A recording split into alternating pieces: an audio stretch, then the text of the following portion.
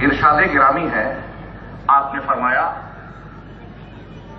انا سید ولد آدم یوم القیامہ ولا فخر، قیامت کے دن میں ساری انسانیت کا، آدم کی ساری اولاد کا، سارے انسانوں کا سردار رہوں گا، اور اس میں کوئی فخر نہیں کرتا۔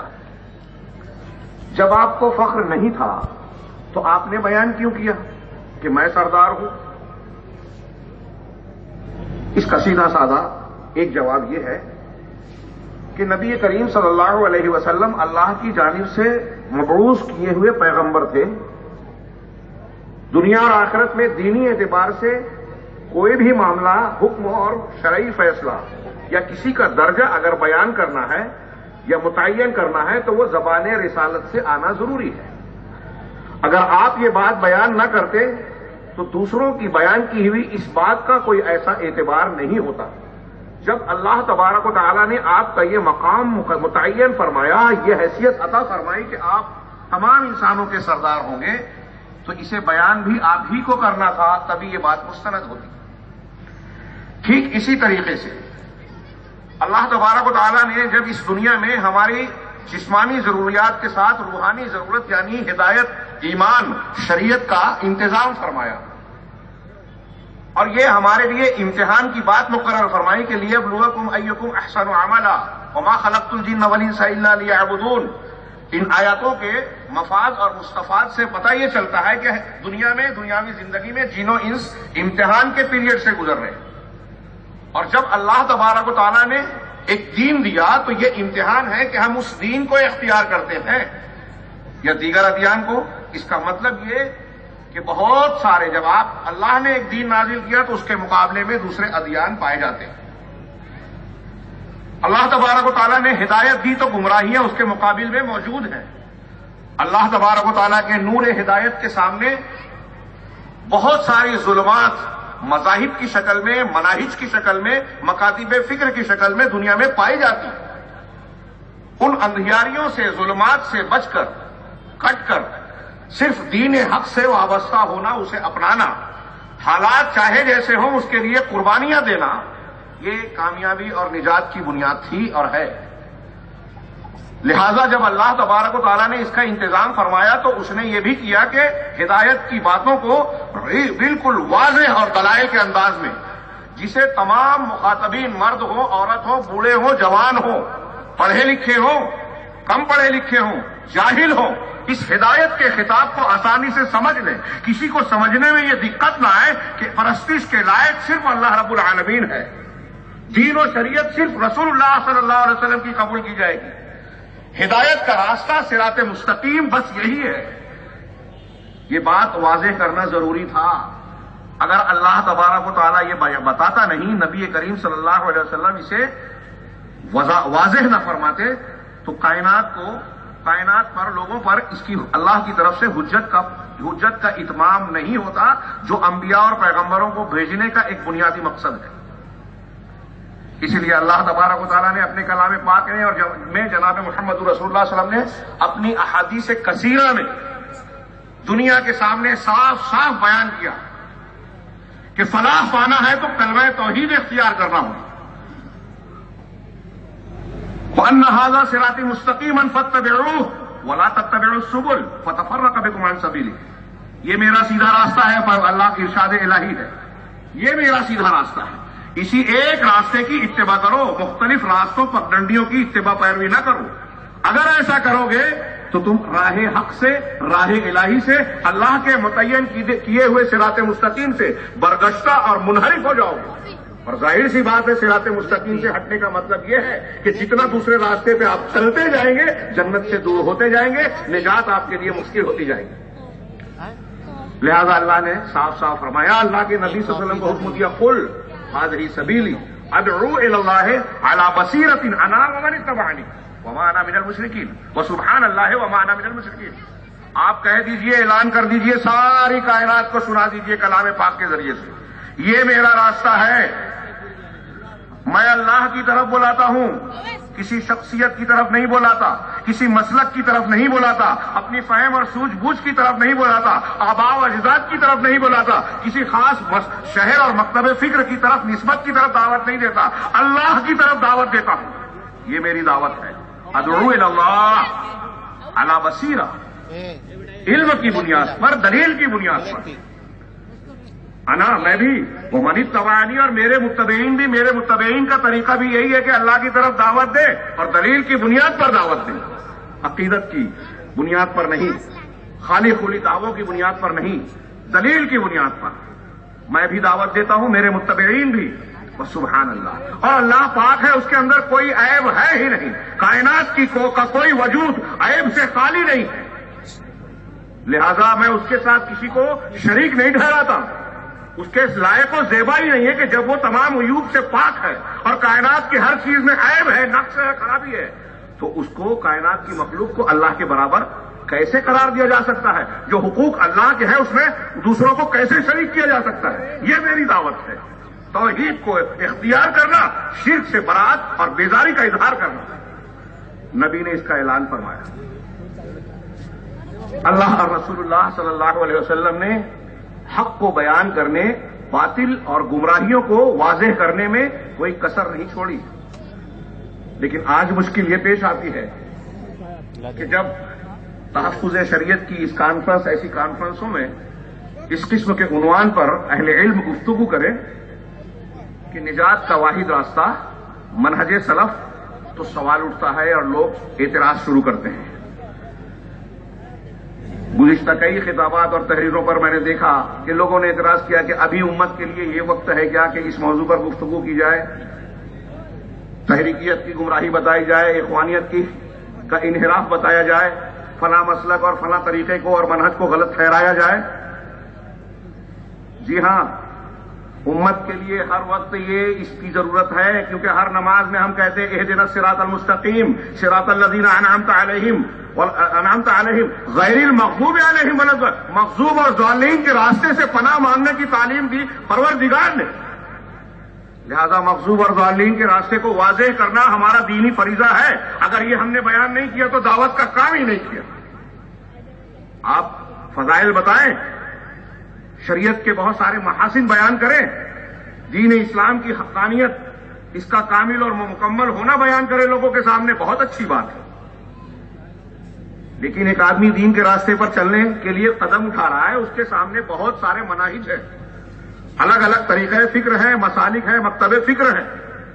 آپ اسے یہ نہ بتائیں کہ ان راستوں میں، ان مناہج میں صحیح منہج، نجات والا منہج، صراط مستقیم والا منہج کہلانے کے لائق کون ہے، کون سا گروہ طائفہ منصورہ ہے، کون سی جماعت الجماعت ہے، کون سی جماعت نجات پانے والی ہے۔ اگر یہ بیان ہی نہ کیا جائے تو دعوت کا حق ادا نہیں ہوگا، اور وہ شخص جو دین کے راستے پر محنت و مشقت کر رہا ہے، فضائل پہ عمل کر رہا ہے، دوسری چیزوں میں محنت کر رہا ہے، اگر وہ صراط مستقیم سے، صحیح منہج سے واقف ہی نہیں ہے تو اس کی کوششیں رائگاں ہو سکتی ہے، وہ ان لوگوں میں شمار ہو سکتا ہے جن کے بارے میں رب العالمین نے کہا هل ننبئکم بالاخسرین اعمالا الذین ضل سعیہم وہم یحسبون انہم یحسنون صنعا، کہ کیا میں نہ بتاؤں ان لوگوں کے بارے میں جو سب سے زیادہ خسارہ اٹھانے والے اعمال کے اعتبار سے عمل کر رہے ہیں لیکن پھر بھی گھاٹا اٹھائیں گے، محنت کر کے بھی خالی ہاتھ، جو بڑی محنت کر رہے ہیں یحسبون انہم یحسنون صنعا، سمجھتے یہ ہے کہ اچھا کام کر رہے ہیں لیکن ان کا کام اچھا ہے نہیں، اس لیے کہ صحیح منہج پر۔ اس لیے یہ بہت اہم سوال ہے، بہت اہم عنوان ہے۔ بڑے بڑے علماء کے بیچ میں مجھ ناقص علم والے کو یہ عنوان دیا گیا، شاید یہی اس عنوان کے تعلق سے تھوڑی سی ناانصافی ہوئی ہے، ورنہ تحفظ شریعت کانفرنس میں اس عنوان اور اس کی وضاحت سمجھنا اور سمجھانا انتہائی اہمیت کا حامل۔ منہج سلف نجات کا واحد راستہ ہے۔ پہلے یہ جانیے کہ منہج سلف ہے کیا۔ سلف کی تعریف اور منہج کا معنی آپ بار بار سنتے رہتے ہیں، مجھے اس کی تفصیل میں جانے کی ضرورت نہیں ہے، اس لیے کہ وقت بہت تنگ ہے۔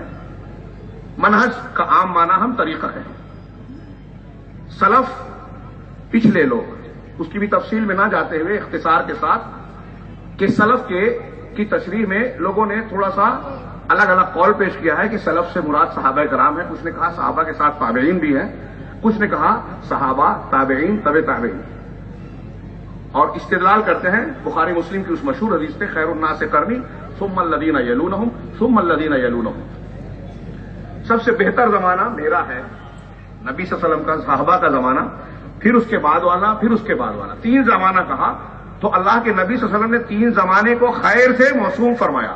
تو کچھ لوگ کہتے ہیں کہ سلف سے یہ تینوں مراد ہے.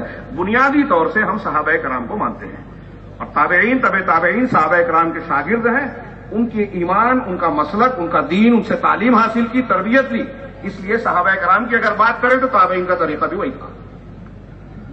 صحابہ کرام مراد ہے. منہج سلف کا مطلب یہ ہوا صحابہ کرام کا طریقہ، دین کا طریقہ. یہاں اصل مراد جب ہم منہج کی کرتے ہیں تو دین سے متعلق، اور دین میں کیا باتیں شامل ہیں؟ عقیدہ ہے، اعمال ہے، اخلاق و سلوک ہے.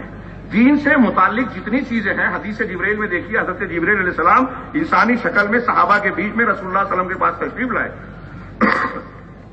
سوالات کی اسلام کیا ہے، ایمان کیا ہے، احسان کیا ہے، قیامت کب ہوگی، علامات قیامت کیا ہے، ان سارے جوابات کے بعد اللہ کے نبی صلی اللہ علیہ وسلم نے حضرت عمر فاروق سے بعد میں کیا بتایا کہ یہ جبرائیل تھے، اتاکم لیعلمکم دینکم، جو اس لیے تمہارے درمیان ہمارے بیچ آئے تھے کہ تم کو تمہارا دین سکھائیں. دین سکھانے کے لیے سوال کیا، اسلام کیا ہے، ایمان کیا ہے، احسان کیا ہے، علامات قیامت قیامت کیا ہے. یہ دین ہے. ان کی ساری تفصیلات پورے اسلام کی تعلیمات کو گھیرتی ہیں.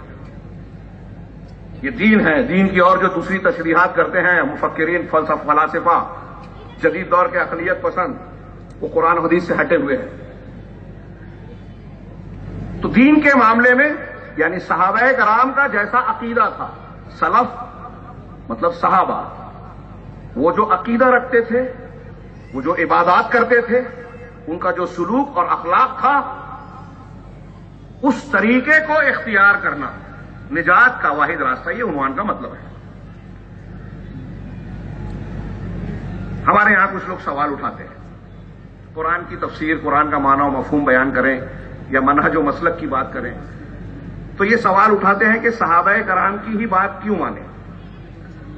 دنیا کے اہل الحدیث کا یہ نعرہ ہے کہ ہمارا مسلک اور منہج اور دین کی بنیاد ہے قرآن و حدیث کو ماننا.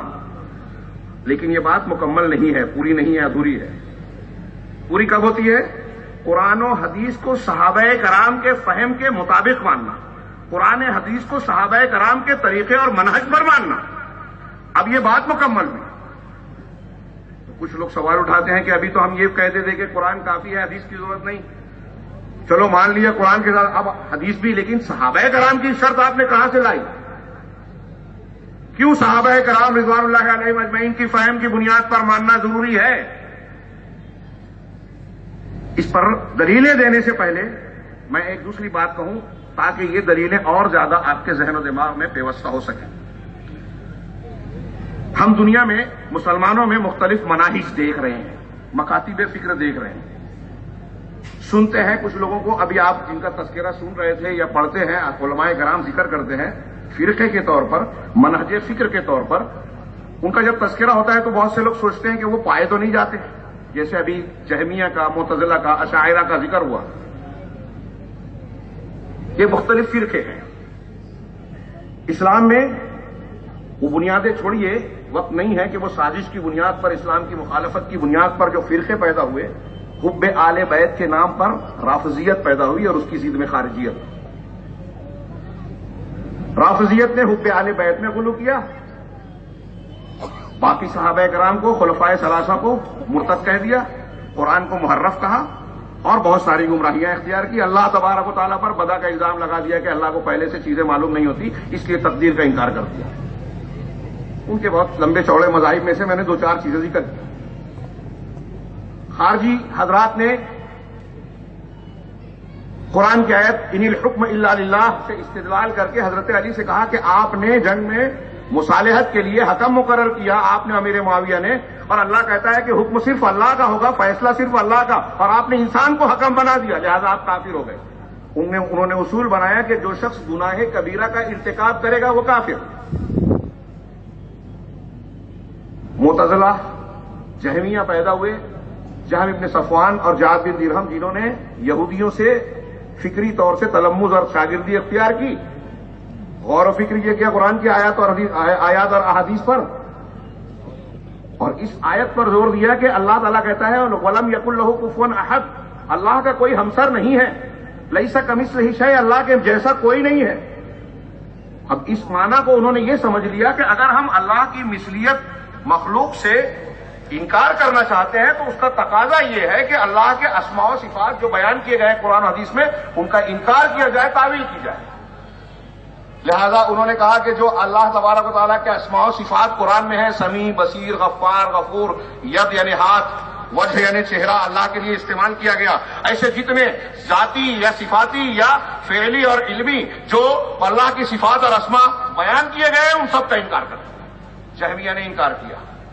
اہل سنت کے علماء نے جب ان کا بھرپور رد کیا تو ان کے شاگردان اگلی نسل میں معتزلہ کی شکل میں پیدا ہوئے اور انہوں نے کہا کہ نہیں ٹھیک ہے، ہم اسماء کو مانتے ہیں، صفات کو نہیں مانتے۔ اللہ تعالیٰ قدیر ہے لیکن بغیر قدرت کے، سمیع ہے لیکن بغیر سننے اور سماعت کے، علیم ہے علم والا نہیں ہے۔ اسم کو مانا، صفت کا انکار کر دیا۔ اس کی بھی جب اہل سنت نے دلائل کی روشنی میں خبر لی تو اس کے بعد ماتریدی اور اشاعرہ پیدا ہوئے جنہوں نے تھوڑا سا اور چینج کیا۔ اشاعرہ نے کہا اللہ کی 7 صفات علمیہ کو ہم مانتے ہیں، باقی سب کو ہم اسی کے اندر تعویل کرتے ہوئے مانتے ہیں۔ 7 صفات علمیہ کو عقل بھی تسلیم کرتی ہے، باقی کو ہم نہیں مانتے اس لیے کہ ان کو ماننے میں اللہ کو یہ میں اشارہ کر رہا ہوں کہ مختلف لوگوں نے یہ جہمیہ اور اس کے جو سلسلے ہیں انہوں نے عقل کو معیار بنایا۔ معتزلہ نے اصول بنایا کہ نقل پر عقل مقدم ہے، عقل کی بنیاد پر ہم شریعت کا فیصلہ کریں گے، اور یہاں بیٹھے ہوئے یہ نہ سمجھے کہ میں ایسی تاریخی بات کر رہا ہوں جس کا آج کے زمانے سے تعلق نہیں ہے، بلکہ ہمارے بیچ میں تحریکیت کے نام پہ، حزبیت کے نام پر جنہوں نے مختلف نئے مسالک اور راہیں اختیار کر لیے، چاہے نئے نام ہوں ان کے، انہوں نے معتزلہ کے ان اصولوں کو، عقلیت کے اصولوں کو قبول کیا، اور جب عقلیت کو اختیار کیا گیا تو کہیں اللہ کے اسماء و صفات کا انکار ہوا، کہیں بہت ساری احادیث ثابتہ کو مشکوک ٹھہرا دیا گیا، ان کا رد کیا گیا، کہیں مسلمہ اسلامی اصولوں اور افکار کو عقل کی نظر کر کے کہا گیا کہ یہ قابل قبول نہیں ہے، اور عقل کی بنیاد پر شریعت کے فیصلے، فلسفے اور منطق کی بنیاد پر غیبیات سے متعلق باتیں کرنے شروع کی جانے لگی۔ پھر آگے معاملہ چلا تو اسلام کے خلاف سازشوں کے نتیجے میں تصوف وجود میں آیا۔ آج ہمارے یہاں کچھ لوگ ایسے ہیں جو اہل سنت والجماعت اپنے آپ کو بولتے ہیں، سبھی بول رہے ہیں۔ میں یہ وہ ضرورت بتا رہا ہوں کہ یہ اس عنوان کی ضرورت کیوں پیش آئی یا صحابہ کی فہم کی ضرورت کیوں ہے، تو اس سے پہلے یہ کہ ہم دوسرے مکاتب فکر کو دیکھ رہے ہیں کہ جہمیہ کو ماننے والے جہم ابن صفوان اور جعد بن درہم کی باتوں کو مانتے ہیں، یعنی قرآن و حدیث کو ویسے مانیں گے جیسے جہم ابن صفوان اور جعد بن درہم نے بنایا، جو بعد میں آیا یہودیوں سے جس نے کسب فیض کیا۔ معتزلہ واسل ابن عطا اور عمرو بن عبید جو اعتزالی مذہب کے بانی ہیں ان کو مانتے ہیں۔ اشاعرہ ابو الحسن اشعری کی طرف ماننے والے جو ان کی دعوت دینے والے ائمہ ہیں ان کے افکار و خیالات کو مانتے ہیں۔ ابو الحسن اشعری اگرچہ طائب ہو گئے تھے، تو یہ کس کو مان ہے؟ قرآن حدیث کو یہ بھی مان رہے ہیں۔ جبریہ قدریہ اپنے مذہب کے ائمہ کرام کو جنہوں نے تقدیر کا انکار کیا یا انسان کو مجبور محض مانا، کسی نے اللہ کی مشیت کو سب کچھ مانا، کسی نے انسان کی مشیت کو سب کچھ مانا، انسان کو اپنے افعال کا خود خالق مانا۔ جن لوگوں نے، بزرگوں نے، بڑوں نے یہ خیالات پیش کیے اپنی فہم خاطے سے، غلط فہم سے، جبریہ قدریہ کے عقیدے کو ماننے والے ان بزرگوں کے تشریحات کی بنیاد پر قرآن و حدیث کو مان رہے ہیں۔ تصوف کے ماننے والے جس سلسلے سے متعلق ہے، چشتیہ، قدریہ، نقشبندیہ، سہروردیہ، تیجانیہ اور نہ جانے کیا کیا، وہ اپنے بزرگوں کے، اپنے سلسلے کے بزرگوں کے بتائے ہوئے اقوال کو، افعال کو، منامات کو، مکاشفات کو دین مانتے ہیں۔ معتزلہ کے یہاں عقل مقدم ہے، صوفیوں کے یہاں شخصیت مقدم ہے کہ ہمارے شیخ نے خواب دیکھ لیا، کشف ہو گیا، الہام ہو گیا، وہ دین ہے۔ قرآن و حدیث کیا کہتا ہے؟ قال الرسول، قال اللہ، قال الرسول کو آپ چھوڑ دیجئے، یہ چھلکا ہے، ہمارے بزرگوں کے پاس مغز ہے۔ یہاں میں اشارہ کروں، اس سے پہلے اسی اسٹیج پر بیان کر چکا ہوں، حضرت عمر فاروق رضی اللہ تعالیٰ عنہ اللہ کے نبی کی زبان رسالت جو کبھی جھوٹ نہیں بول سکتی، اس نے بیان کیا کہ میری امت کے جو الہام والی شخصیات ہیں اس میں سے عمر فاروق ہے، جن کو اللہ تعالیٰ حق الہام کرتا ہے. کئی قرآن کی آیتیں ان کی تائید میں نازل ہوئی، لیکن اس الہام والی شخصیت کی جتنی فضیلتیں ہیں ہم جانتے ہیں، اس کے باوجود ابوبکر صدیق سے اختلاف ہوا مانعین زکوٰۃ سے جنگ کرنے کے سلسلے میں. سیدنا ابوبکر صدیق نے کہا کہ عمر فاروق، حضرت عمر نے اعتراض کیا، حدیث پیش کی کہ جو لا الہ الا اللہ کہتے ہیں آپ ان سے قتال کریں گے، جبکہ رسول اللہ صلی اللہ علیہ وسلم نے فرمایا کہ جو لا الہ الا اللہ محمد رسول اللہ کی گواہی دے، نماز قائم کرے، زکوٰۃ دے، تو میں اس سے قتال، اس نے اپنی جان مال کو مجھ سے بچا لیا مگر اس کے حق کے ساتھ.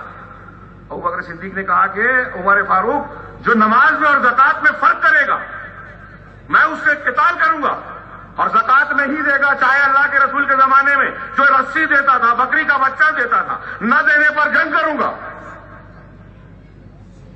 عمر فاروق الہام والی شخصیت ہے، ابوبکر صدیق ہے، وہ کہہ رہے ہیں اسی حدیث سے معنی کو نکال کر کے نماز اور زکوٰۃ میں تفریق کرنے پر میں قتال کروں گا. عمر فاروق صاحب الہام شخصیت کہتی ہے کہ ابوبکر صدیق اپنے اس موقف پر قائم رہے، یہاں تک کہ حتی شرح اللہ صدری، یہاں تک کہ اللہ تبارک و تعالیٰ نے میرے سینے کو کھول دیا، میں اس بات کو سمجھ گیا کہ ابوبکر حق پر ہے. علامہ ابن تیمیہ نے اس سے استدلال فرمایا کہ جب صدیق اکبر کی بات قرآن و حدیث کے مطابق تھی، عمر فاروق کا خیال خطا پر مبنی ہوا، جبکہ وہ صاحب الہام تھے تو قرآن و حدیث کی بنیاد پر کہی ہوئی بات کو قبول کیا گیا، اور خود صاحب الہام عمر فاروق نے اپنی بات کو غلط مان لیا. جب حضرت عمر کی بات دلیل کتاب و سنت کی بنیاد پر غلط ٹھہری، ناقابل قبول ٹھہری خود ان کے نزدیک بھی، تو کسی کا خواب، کسی کا کشف، کسی کا الہام، کسی کا اجتہاد قرآن و حدیث کے سامنے کیسے چل سکتا ہے؟ منہج سلف کی ایک پہلی بنیاد یہ ہے کہ ہم نبی کا منہاج اختیار کریں، جو قرآن اور حدیث میں ہے وہ ہمارے لیے شریعت اور دین کی بنیادی مصدر ہے. عقیدہ ہو، عبادت ہو، عمل ہو، اخلاق ہو، کوئی بھی حکم ہو، لین دین اور معاملات ہو، طلاق، نکاح، جہاد، جو بھی معاملہ ہو، سب کی بنیاد کتاب و سنت ہے، اور اس کو ہم فہم صحابہ کی بنیاد پر اختیار کریں گے. تو میں عرض یہ کر رہا تھا کہ صوفی اپنے بزرگوں کے منامات، خواب، اس کی بنیاد پر دین کو مان رہا ہے. آپ غور کیجئے یہاں جتنے بیٹھے ہیں اور یہاں کیسیٹوں کے ذریعے سے یا کسی بھی ذریعے سے جن جن بھائیوں بہنوں تک میری بات جائے، وہ جس مسلک اور مذہب کو مانتے ہوں، سوچیں اس بات کو کہ آپ جس مسلک اور منہج کو بھی مانتے ہیں، اپنے مسلک کے جو بڑے ہیں اس کی فکر، اس کے اجتہاد، اس کے قول و فعل کی بنیاد پر قرآن و حدیث کو سمجھنے کا دعویٰ کرتے ہیں. صوفی اپنے بزرگوں کی، اپنے پیر صاحبان کی، کسی خاص مکتب فکر کی، آج ہمارے یہاں کچھ مکاتب فکر پائے جاتے ہیں، اخوان المسلمین ہے، شیخ حسن البنا نے 1928 میں اس کی بنیاد رکھی. موقع نہیں ہے، میں صرف اشارہ کروں، ان کے ماننے والے، ان کے بزرگوں میں یہ کہا کہ آج کے زمانے میں اگر کوئی حق، اپنے الفاظ میں میں کہہ رہا ہوں، سعید حوا کی بات کو نقل کر رہا ہوں جو اخوانیوں کے بڑے لیڈر تھے، کہ آج کے زمانے میں اگر کسی کو حق اور نجات چاہیے تو حسن البنا کی فکر کو اپنا امام بنائے، ورنہ نجات نہیں ہے. حسن البنا کی فکر نجات کی بنیاد بن گئی ان کے نزدیک. کسی کے یہاں مولانا مودودی صاحب کی ہے، کوئی تبلیغ کا کام کر رہا ہے تو کہہ رہا ہے کہ شیخ محمد الیاس رحمہ اللہ کے نام پر ان کا طریقہ اختیار کریں گے. وہ کہتے تھے کہ طریقہ میرا ہے، فکر اشرف علی تھانوی صاحب کی ہے. کسی پر طنز نہیں، دعوت غور و فکر ہے. میں پوچھنا یہ چاہتا ہوں سب لوگوں سے، غور کرنے کی دعوت دیتا ہوں جہاں جہاں تک میری آواز پہنچے، کہ یہ ہمارا فریضہ ہے دینی، جو میں نے تمہید میں بیان کیا کہ حق ہے کہ منہج صحیح بیان کیا جائے، کہ آپ فلاں مولانا، فلاں امام، فلاں بزرگ، فلاں پیر صاحب، فلاں کے طریقے پر جو قرآن کو سمجھایا، حدیث کو سمجھایا، انہوں نے دین کو جیسے سمجھایا ہے ویسا ماننا چاہتے ہیں. یہ زیادہ صحیح ہے یا اس کے مقابلے میں صحابہ کرام کی فہم کو ماننا یہ زیادہ صحیح ہے؟ صحابہ کرام کا ان لوگوں کے مقابلے میں کیا درجہ ہے اور کیا حیثیت ہے، عقلی بنیاد پر، نقلی بنیاد پر؟ عقلی بنیاد پر غور کریں کہ ہم صحابہ کی بات کیوں مانیں، کیوں قرآن حدیث ان سے لیں. تو پہلی بنیاد یہ کہ صحابہ کرام کے معاشرے اور سماج میں یہ قرآن نازل ہوا، نبی کریم صلی اللہ علیہ وسلم انہی کے درمیان موجود تھے جب قرآن نازل ہوتا تھا. کس موقع پر، کس پس منظر میں، کس واقعے کے تناظر میں قرآن نازل ہوا، صحابہ کرام سے بہتر کوئی اور نہیں جانتا۔ پھر دوسرے نمبر پر قرآن اللہ نے جو نازل کیا تو صحابہ کرام کے سماج اور معاشرے کے فہم کے مطابق ان کی عربی دانی، ان کی فہم اور ان کے سوجھ بوجھ کا ان کو خطاب کیا۔ قرآن کا پہلا خطاب امت میں صحابہ سے تھا۔ کیا یہ ہو سکتا ہے کہ اللہ تعالیٰ جن سے خطاب کر رہا ہے وہ خطاب کے معنی و مفہوم کو نہ سمجھے؟ ناممکن بات۔ تیسری بات، صحابہ کرام کے دور کے لوگ جو عربی جانتے تھے، بعد کے لوگ نہیں جانتے۔ یہ وہ زمانہ تھا جو قرآن کی ایک چھوٹی سی آیت سننے کے بعد کہہ دیتا تھا ما ھذا قول البشر۔ آپ نے سنا ہے وہ واقعہ، عرب کا ایک جو بڑا عربی کا جانکار، کسی مسلمان نے جو کعبے کی دیوار پر قرآن کی سب سے چھوٹی سورت لکھ دی، بسم اللہ الرحمن الرحیم، انا اعطیناک الکوثر فصل لربک وانحر ان شانئک هو الابتر۔ اس عربی زبان داں شخص نے جو جج تھا سوق اوقاز اور وہاں کے لگنے والے زبان دانی کے میلوں میں، اس نے کئی مرتبہ پڑھنے کے بعد آگے ایک جملہ اسی کے وزن پر لکھا ما ھذا قول البشر، یہ انسان کا کلام ہو ہی نہیں سکتا۔ ان کی عربی دانی یہ تھی، دو جملہ سن کر کہہ دیتے تھے یہ انسان ایسا کلام بول ہی نہیں سکتا۔ صحابہ کرام ویسی عربی جاننے والے تھے۔ عربی زبان اور مخاطب اور اللہ تبارک و تعالیٰ کا ان کی رعایت اور سوجھ بوجھ کا لحاظ کرنا، پھر ان سب کے باوجود اگر کہیں خطا فہم سمجھنے میں ہو رہی ہے تو جناب محمد رسول اللہ صلی اللہ علیہ وسلم ان کے درمیان موجود ہیں، جو ہر آیت اور ہر بات کا مفہوم اور معنی واضح کر رہے ہیں۔ اب یہ صحابہ کرام کی عقلی بنیاد پر ابھی سوچیے، ابھی میں قرآن حدیث کی دلیلوں پہ آگے بات کر رہا ہوں۔ ساری دنیا کے لوگوں کو دعوت ہے، سارے مسلمان کسی بھی فکر کو ماننے والے ہوں، کسی کے ہاتھ پر بیعت کر لی اور سمجھ رہے ہیں کہ ہم دین کے معاملے کو سارا ان سے لیں گے، تو جن سے آپ لے رہے ہیں وہ زیادہ درست ہیں۔ ائمہ کرام کے اقوال پڑھیے، جن اماموں کو آپ بھی مانتے ہیں، امام مالک، امام شافعی، امام احمد بن حنبل۔ امام احمد کہتے ہیں کہ ہمارے نزدیک دین ہے صحابہ کرام کے طریقوں کو مضبوطی سے تھام لینا اور بدعت اور بدعتیوں کے معاملے کو چھوڑ دینا۔ امام شافعی رحمۃ اللہ علیہ فرماتے ہیں کہ صحابہ کرام ہم میں سے سب لوگوں سے درجے میں اونچے ہیں، علم میں، عمل میں، دین میں، بیان میں، فہم میں ہم سب سے اونچے ہیں۔ ان کی رائے ہماری رائے سے بہتر ہے۔ اگر ان کی رائے اور ہماری رائے میں اختلاف ہے تو ہمارے لیے خیر یہ ہے کہ ہم ان کی رائے کو اختیار کریں۔ ایسے میں ایک موٹی کتاب تیار ہو جائے گی اگر اقوال کو نقل کروں۔ عقیدے کی کتاب سلف کے اقوال سنیے، پڑھیے۔ امام شافعی رحمہ اللہ، علامہ ابن عبد الحادی رحمہ اللہ، امام شاطبی رحمہ اللہ، امام اوزاعی رحمہ اللہ، ان کے اقوال کو پڑھیے۔ یہ کہتے ہیں کہ اگر کوئی شخص، ان کے اقوال کا خلاصہ اپنے الفاظ میں بیان کر رہا ہوں، قرآن کی ایسی تفسیر بیان کرتا ہے جو صحابہ کرام نہیں جانتے تھے، صحابہ کرام نے نہیں بیان کی ہے، تو وہ تفسیر قابل قبول اور صحیح ہو ہی نہیں سکتی، وہ باطل ہے، جو صحابہ کرام کی تفسیر کے خلاف ہے، کیونکہ یہ ناممکن ہے کہ اللہ تبارک و تعالیٰ اور رسول اللہ صلی اللہ علیہ وسلم نے کلام الہی جن لوگوں کے درمیان پہلے تعلیم دی وہ قرآن کا معنی نہ سمجھے اور بات کہانے والا سمجھ لے، ایسا ہو ہی نہیں سکتا۔ اس لیے ہم صحابہ کرام کو مانتے ہیں۔ تو پہلی بنیاد، صحابہ منہج سلف ہی نجات کا واحد راستہ۔ اس کی عقلی بنیاد پر آپ غور کیجئے کہ آپ اپنے بزرگوں کے فلاں مسلک کے امام، فلاں بزرگ، فلاں پیر صاحب جو جس مسلک اور شخصیت کی طرف نسبت کرتا ہے اس کی فہم کی بنیاد پر قرآن و حدیث کو مانتا ہے، اور ہم یہ کہہ رہے ہیں کہ ان سب کے مقابلے میں ہر اعتبار سے درجے میں، علم میں، عقیدے میں، ایمان میں صحابہ کرام کے درجے اور مرتبے اور فضیلت کو کائنات کی کوئی اللہ نبی کے بعد سب سے بہتر گروہ یہی ہے امت کا، ہر اعتبار سے، ہر فضیلت میں، علم کی گہرائی میں، سوجھ بوجھ میں، قرآن کو جاننے میں، عمل میں، عبادت میں، عقیدے میں صحابہ کرام کی طرح کوئی بات کا ہو ہی نہیں سکتا۔ لہذا ویسا سمجھا جائے جیسے آج ہمارے زمانے کے کچھ لوگ ہیں کہ وہ فکر بیان کر رہے ہیں، اب شیخ حسن البنا بیان کر رہے ہیں، ان کی فکر کو امام بنانے کی دعوت دی جا رہی ہے، اور بہت سے لوگ پیچھے چل رہے ہیں۔ ہمارے وہ بھائی، جذبہ چاہے اچھا ہو، غور کریں، ان کی فکر میں خارجیت ہے، خارجیوں نے جو اصول بنا لیا۔ ہم کہتے ہیں اہل سنت والجماعت والے صحابہ کرام اور قرآن و حدیث کی دلیلوں کی بنیاد پر کہ اگر کوئی گناہ کبیرہ کا مرتکب ہو جائے تو اسلام سے خارج نہیں ہوتا،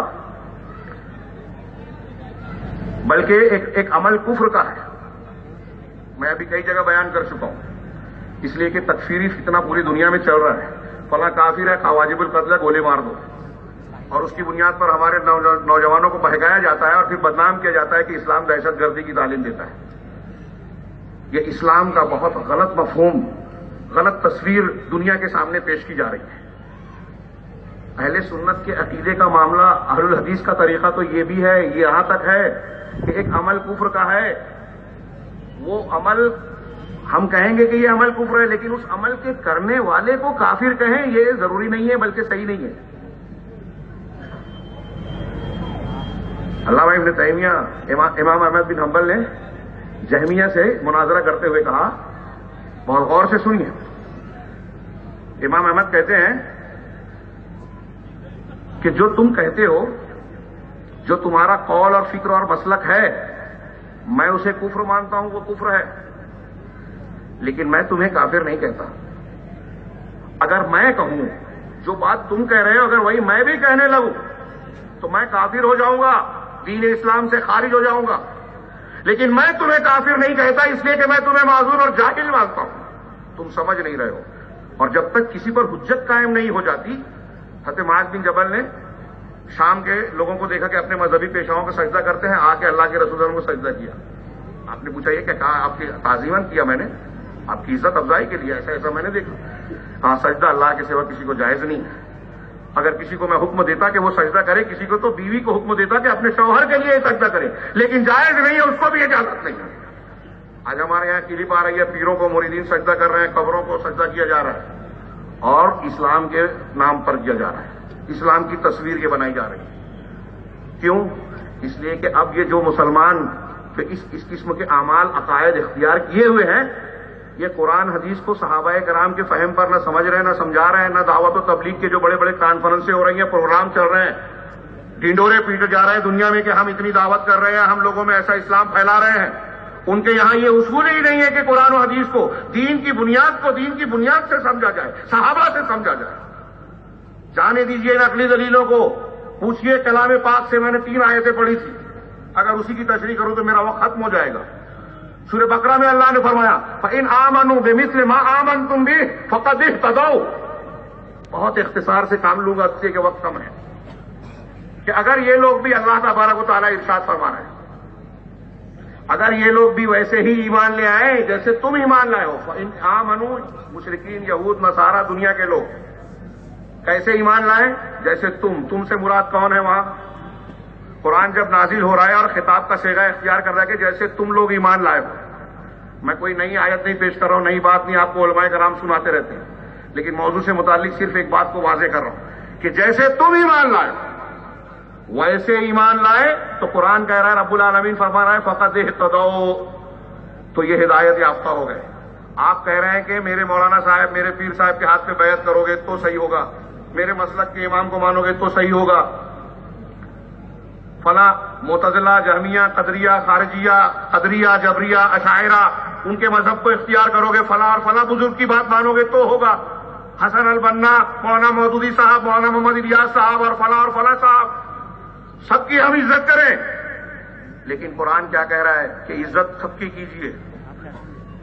ایمان کیسے لائیے؟ جیسے صحابہ نے لایا، تم نے لایا، اگر ویسے لائے ہو تو ہدایت پر ہو۔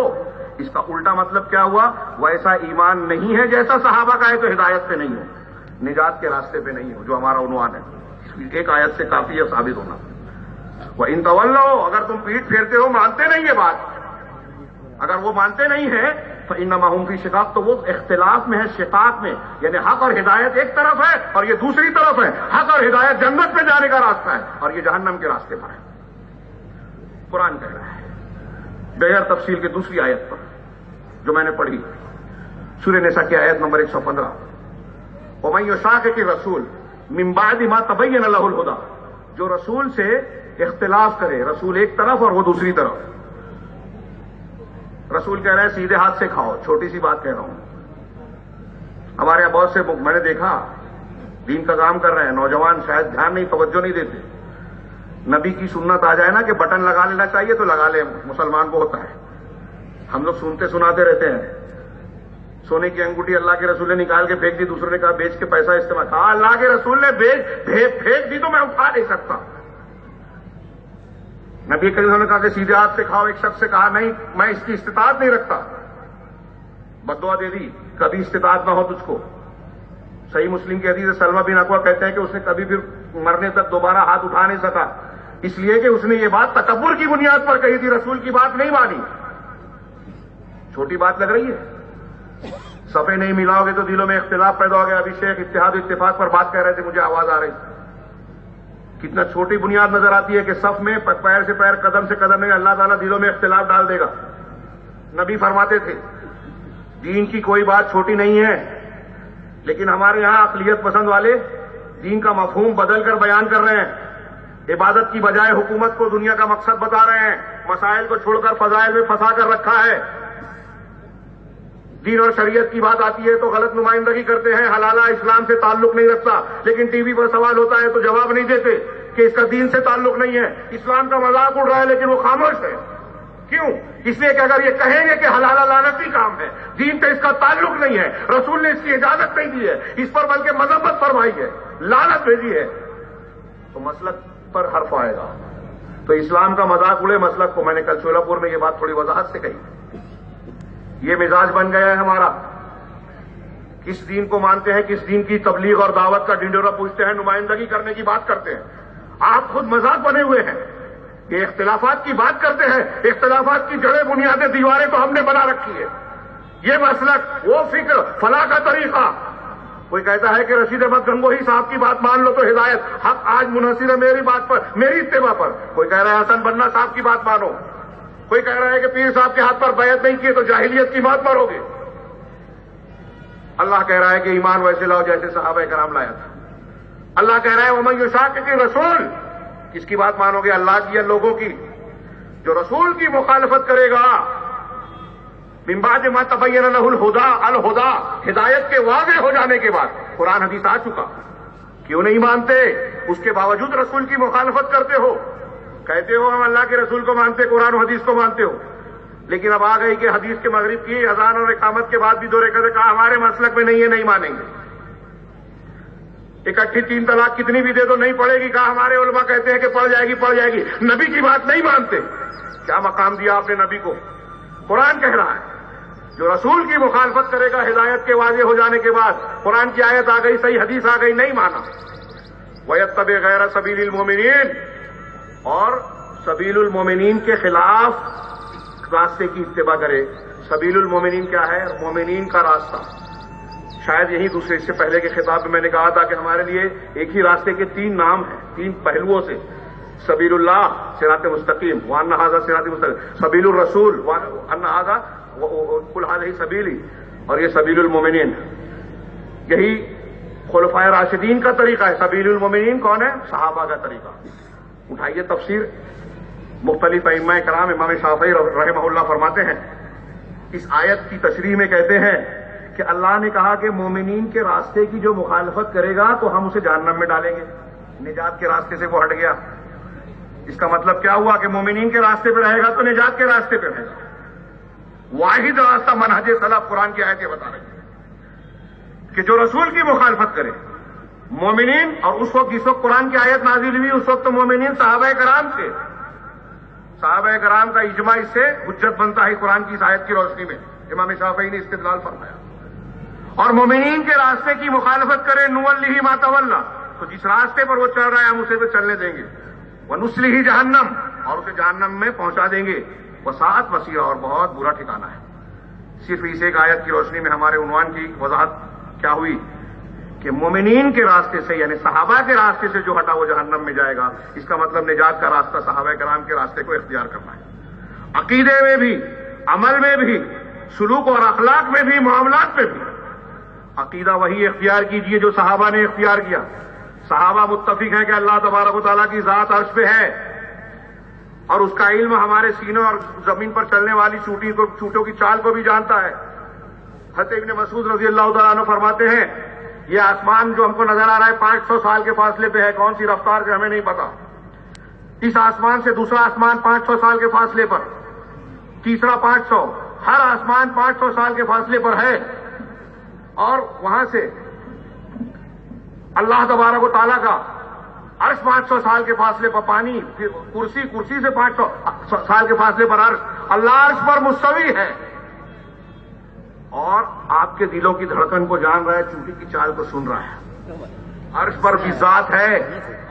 آج آپ ہندوستان میں پوچھئے، یہ جو مختلف مکاتب اور منہاج کو ماننے والے کہیں گے اللہ کہاں ہے؟ ہر جگہ ہے۔ صحابہ کہہ رہے ہیں عرش پر ہے، قرآن کہہ رہا ہے عرش پر ہے، حدیث کہہ رہے ہیں، امام حنیفہ کہہ رہے ہیں عرش پر ہے۔ امام حنیفہ کہہ رہے ہیں جو عرش پہ نہیں مانے گا وہ کافر۔ میرا وقت ختم ہو رہا ہے، اس لیے میں اگلی دلیل پہ جا رہا ہوں۔ اللہ تبارک و تعالیٰ نے ارشاد فرمایا والسابقون الاولون من المہاجرین والانصار، ایمان میں پہل سبقت کرنے والے انصار اور مہاجرین، والذین اتبعوہم باحسان، اور جن لوگوں نے احسان کے ساتھ ان کی اتباع کی، رضی اللہ عنہم ورضوا عنہ۔ ہم صحابہ کی اتباع کیوں کریں؟ اس لیے کہ اللہ ان سے راضی ہوا، یہ تعدیل ہے اللہ کی طرف سے۔ جرح و تعدیل میں آپ نے حدیث پڑھی ہوگی نا، حدیثوں میں پڑھتے ہیں کہ فلاں راوی کا حفظ کمزور تھا، وہ مجروح تھا، وہ منکر ہے، اس سے یہ خطا غلطی ہوئی ہے۔ یہ سب کو کہہ سکتے ہیں، ہم کہتے ہیں صحابہ سب کے سب عدول ہے، کچھ لوگ اس کا مذاق اڑاتے ہیں۔ ہم یہ کیوں کہتے ہیں؟ ہوائی بات نہیں کرتے کہ یوں ہی عقیدت میں کہہ دیا صحابہ سب عدول ہے، اس لیے کہتے ہیں کہ قرآن نے صحابہ کرام کی عدالت بیان کی ہے، رسول نے بیان فرمائی ہے، قرآن اور حدیث نے جن لوگوں کی عدالت بیان کی اس پہ جرح کرنے والے امتی کون ہوتے ہیں؟ انہی بنیادوں پر علامہ ابن حزم کہتے ہیں کہ قطعی طور پر تمام ہر صحابی جنت میں جائے گا۔ الصحابہ کلہم یدخل الجنہ قطعا، اس لیے کہ قرآن میں اللہ نے کہا وَكُلًّا وَعَدَ اللَّهُ الْحُسْنَى، اللہ نے صحابہ میں سے تمام کے ساتھ حسنہ کا وعدہ کیا۔ یہ علامہ ابن حزم کا استدلال ہے۔ اب جو جنتی ہے کیا اس کا راستہ غلط ہو سکتا ہے؟ اس کا عقیدہ، اس کے عقیدے میں کھوٹ ہو سکتی ہے؟ اس کی نماز روزہ حج زکات میں خرابی ہو سکتی ہے؟ ہاں خطائیں غلطیاں ہوئی بشری تقاضے کی بنیاد پر، انہوں نے توبہ کی، ان کی نیکیاں ان کی غلطیوں سے کہیں بڑی تھی، اس لیے ان کے بارے میں زبان تان دراز کرنا جائز نہیں۔ اہل سنت والجماعت کا یہ موقف ہے۔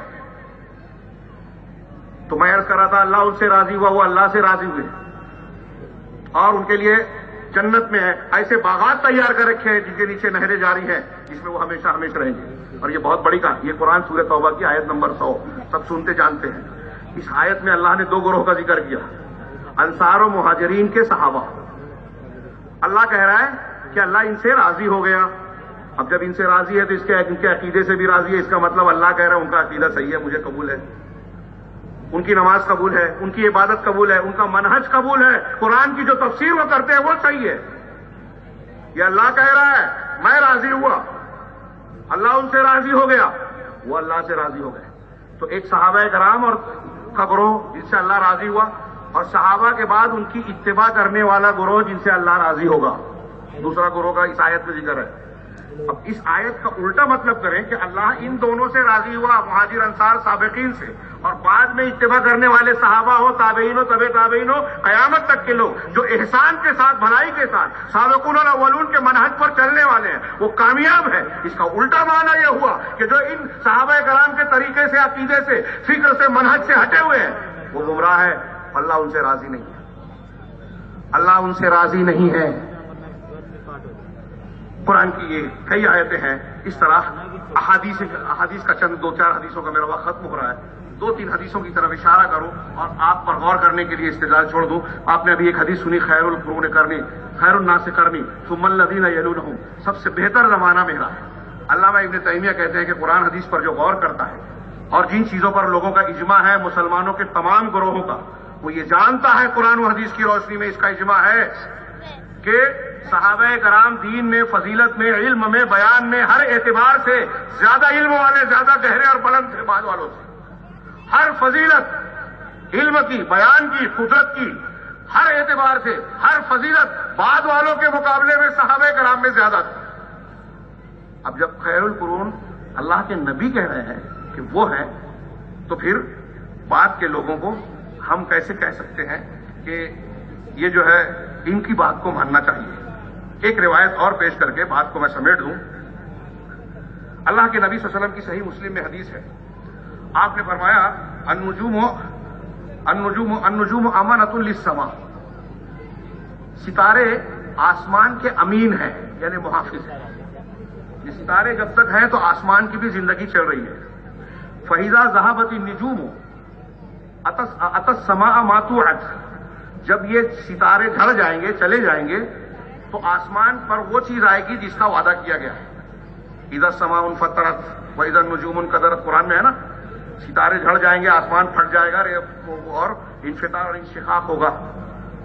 تو جب یہ ستارے اس کی محافظت کر رہے ہیں، محافظ بنے ہوئے ہیں، جب یہ ستارے نہیں رہیں گے تو آسمان بھی نہیں رہے گا. وہ چیز آ جائے گی جس کا وعدہ کیا. اللہ کے رسول نے آگے فرمایا فَإِذَا وَأَنَا أَمَانَةٌ لِأَصْحَابِي، میں اللہ کے رسول، میں اپنے صحابہ کرام کے لیے محافظ ہوں، امین ہوں. جب تک میں موجود ہوں تو آپس کا اختلاف، جھگڑا، لڑائی، فتنہ یہ نہیں ہو پائے گا. اگرچہ منافقین تھے لیکن صحابہ کرام میں اختلاف نہیں ڈال پائے، میری وجہ سے محفوظ رہیں گے. فَإِذَا ذَهَبْتُ، لیکن جب میں چلا جاؤں گا، أَتَى أَصْحَابِ مَا يُوعَدُونَ، تو میرے صحابہ پر وہی چیز آ جائے گی جس کا ان سے وعدہ کیا گیا. مطلب فتنے آئیں گے، اختلافات ہوں گے، کچھ لوگ فتنہ پیدا کر کے اسلام کے کچھ چیزوں کی مخالفت کریں گے، اور پھر اللہ کے رسول کی وفات کے بعد منکرین زکوٰۃ، منکرین مدعیان نبوت اور آپس کے اختلافات جنگ جمل، جنگ صفین کی شکل میں آئی. میں چلا جاؤں گا تو صحابہ پر وہ بات آئے گی جس کا وعدہ کیا گیا. پھر آگے فرمایا وہ اصحابی امانۃ لامتی، صحابہ کرام میری امت کے محافظ ہیں. فَإِذَا ذَهَبَ اصحابی، جب میرے صحابہ چلے جائیں گے تو عطا امتی ما یوعدون، تو میری امت پر وہ چیز آئے گی جس کا ان سے وعدہ کیا گیا ہے. فتنے آئیں گے، فرقے ہوں گے، لوگ ایک دوسرے کی گردنیں کاٹیں گے، نئے نئے مسلک پیدا ہوں گے، گمراہی آئے گی، شرک اور خرافات آئیں گی. آج ہم دیکھ رہے ہیں کہ امت کے ماننے والے توحید کی بنیادی دعوت جو پیغمبر کی تھی اس کے مقابلے میں حلول اور وحدت الوجود کی دعوت دے رہے ہیں، اور دین و اسلام کے نام پر قرآن و سنت سے استدلال کر کے یہ عظیم الشان گمراہی پھیلا رہے ہیں، خرافات، بدعات، شرکیات پھیلا رہے ہیں. صحابہ کرام چلے جائیں گے تو یہ فتنے فرقے پیدا ہوں گے. ابھی آپ نے سنا ہوگا کہ خارجیوں سے جب مناظرہ کرنے گئے تھے حضرت ابن عباس رضی اللہ تعالیٰ عنہ، مناظرے کو بیان کروں وقت نہیں ہے، انہوں نے جو قرآن کو غلط سمجھا تھا، کیا بات کہی تھی حضرت ابن عباس نے ہمارے موضوع سے متعلق، کہ میں صحابہ کرام کے پاس سے آ رہا ہوں جن پر اللہ نے قرآن نازل کیا، ان کے درمیان نازل کیا تھا نبی پر. حضرت ابن عباس نے کہا کہ میں صحابہ کے پاس سے نمائندہ بن کے آ رہا ہوں، اللہ کے رسول کے اصحاب کرام سے جن پر قرآن نازل ہوا. میں ان صحابہ کرام میں سے، تم میں سے، تمہارے اندر کسی کو نہیں دیکھتا. فتنوں میں، خارجیت میں کسی میں صحابہ کرام موجود نہیں تھے. ابن عباس نے کہا کہ میں ان میں سے کسی کو نہیں دیکھتا، ان کے اوپر قرآن نازل ہوا ہے اور وہ قرآن کے معنی اور مفہوم کو، تعویل کو سب سے بہتر جاننے والے ہیں. صحابہ کرام سے بہتر قرآن کو کوئی جانتا نہیں. وہ حضرت ابن مسعود کا قول پیش کرنے کا مجھے موقع نہیں ہے کہ جو شخص اسوہ بنانا چاہتا ہے، کسی کی اقتدا کرنا چاہتا ہے تو اس کو اختیار کرے جو مر چکا، اور وہ صحابہ کرام ہیں جو اس امت میں سب سے اچھے نیک دل ہیں، علم میں سب سے گہرے ہیں، تکلف میں سب سے کم ہیں. اللہ تعالیٰ نے اپنے رسول کی صحبت کے لیے انہیں چن لیا. ان کی فضیلت کو سمجھو، ان کو جانو اور ان کا مقام کو پہچانو. تو میں یہ عرض کر رہا تھا کہ یہ اس حدیث کو صرف سمجھ لیجیے 2 منٹ میں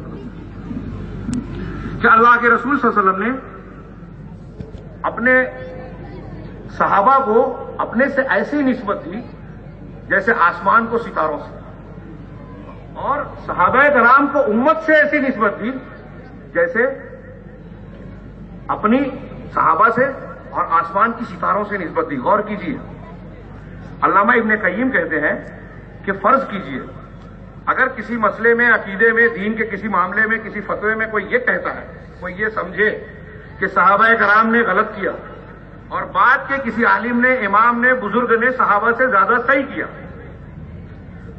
تو وہ اس حدیث کے مخالف بات کر رہا ہے.